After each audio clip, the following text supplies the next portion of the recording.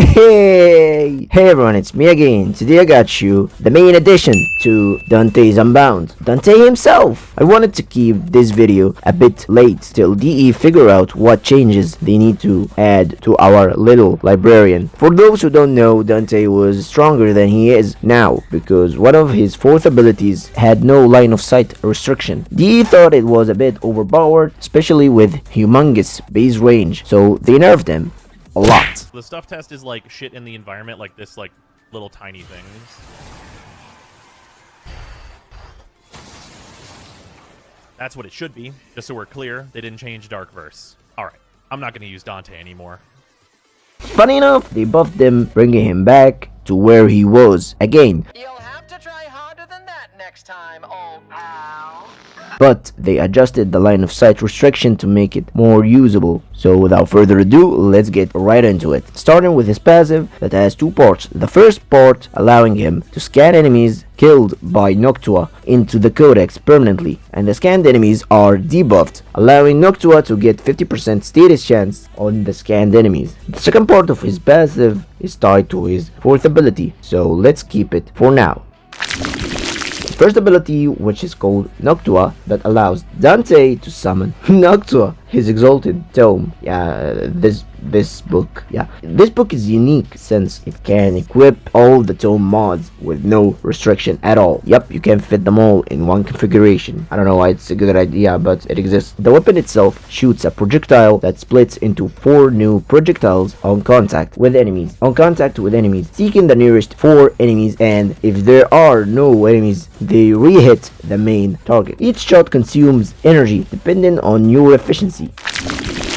His second ability, which is called Light Verse, gives you and your allies healing and overguard. That's it, very simple. His third ability, Dark Verse. Dante strikes the enemies twice, dealing slash damage and slash status effect. And if you spam it enough, you can kill base steel path without priming. Okay guys, I want you to get your notebooks out and pay attention with me because we are heading toward lots of information. Alright, remember that second part of the passive? Yeah, here comes its time. The second part of the passive is the book above your energy bar. Each cast of your light or dark verses fills the book with pages. The book is filled with 2 casts. Depending on the order of your abilities, the fourth ability changes. If you do 2 light verses, you activate Triumph. That gives you more overguard and overguard regen per kill, making Dante the first Warframe that can regenerate his overguard. If you do 2 dark verses, you activate Tragedy, which is a better version of Expedite Suffering. For those who don't know, what does Expedite Suffering do? You have few slash procs and gas procs, toxin procs, etc. Expedite Suffering takes all the damage that should have been done through the 6 seconds of the status duration, multiplies it and deal the damage instantly. So Tragedy is a better version of Dark Verse. First, it's a spherical range, alright, and its base range is 50, and that's hella lot. Also, the ability itself applies slash procs on the enemies with a base damage of 6000, but the line of sight restriction comes into play here, and these are the changes that DE have done. TLDR, just press 334 and move on to the next group. If you press Light Verse, then Dark Verse, you will activate Warden that summons a pet Noctua that floats next to you and fires alongside you. The tome will not fire unless you shoot with your weapons, and its fire rate is affected by your fire rate, meaning the fire rate on your weapon that you use, and it's capped at 9 times. The tome is affected by the mods equipped on Noctua, so if you are subsuming off Noctua, you're still going to be building Noctua. Note that it doesn't take into consideration multi-shot mods and conditional mods like galvanized shot, so you want to mod for damage, element status chance, and punch through. And by the way, this tome is affected by the 50% status chance from your passive on scanned enemies. If you do dark verse, then light verse, you will activate page flight, summoning some owls that takes the enemy's aggro away from you and deal some slash damage and slash status effect, and stunning the enemies, and the stunned enemies receive more damage from status effects, and this helps in tragedy really well. Okay guys, there is an important note you need to know before we head to the build section. The order of ability casting matter, meaning the last ability casted is the first ability if you cast another one. Does that make any sense? So for example, here I have dark, right? If I want to get page flight, I press 1 light verse. I don't need to cast dark verse again because it's already here. You will get the point when you try the Warframe yourself. In terms of Archon Shards, I'm using 2 yellow Archon Shards for casting speed, reaching 75% casting speed, and this will be paired with the Madurai Focus School that will give me 40% ability strength and 50% casting speed whenever I do a transference and do 2 voicelings. Now let's head to the build section.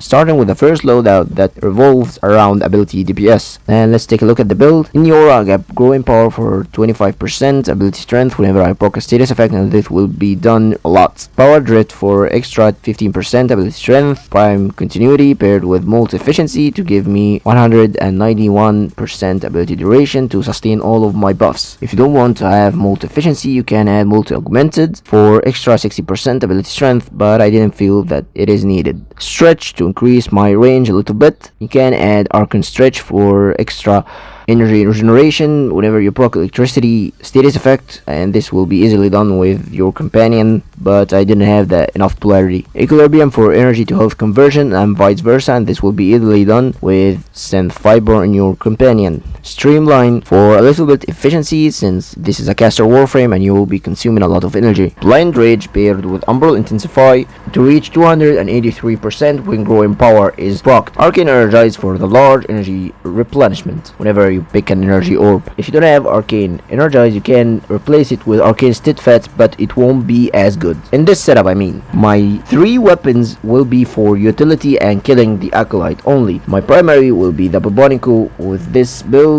that allow me proc multiple status effect to buff my tragedy even more. And I have primary Exhilarate to allow me to get an energy regeneration per second whenever I proc the impact status effect, and it will be easily done with my Bubonico's ult fire. A good weapon to do the same job is the Phantasma or the Phantasma Prime, doesn't matter. With this exact build, you will proc the same status effects, but the impact will be guaranteed even more. My secondary will be the Grimoire. With this build, I have Zara Invocation to give me 10 energy per second whenever its ult fire hits enemies, and Khara Canticle to summon some universal orbs on killed enemies. And the rest is just the Ogre mods and Amalgam Barrel Diffusion and Prime Fulmination to expand the ult fire explosion. And Conjunction Voltage is just there, you don't need to have it if you want, but will give you some multi-shot. My melee can be literally whatever you want. I just have the Ceramic Dagger to help me kill the Acolyte. I have any weapon, any heavy attack weapon with corrosive on it. A good candidate for this is the Furax Wraith Incarnate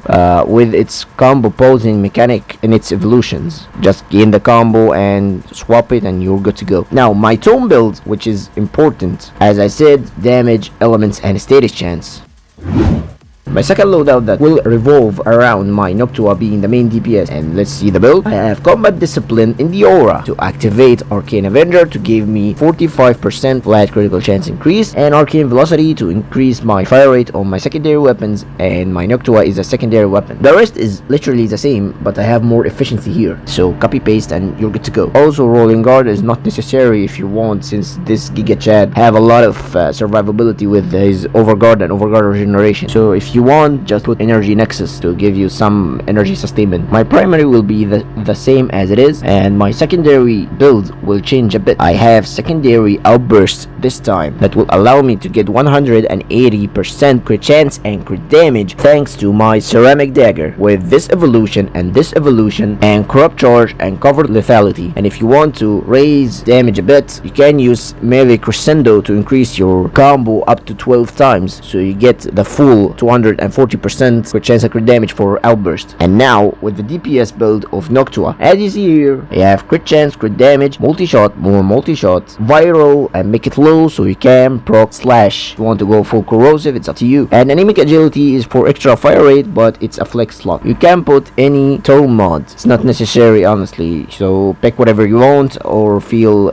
beneficial to yourself. And my companion will be my hound. As usual, who would have thought? The same build as always. And that's it from me. I hope you enjoyed the video or learned something new. Please consider subscribing, it's free, you can always change your mind. Also, dropping a like is very appreciated. Stay tuned and see you all next time in the next video. Bye bye.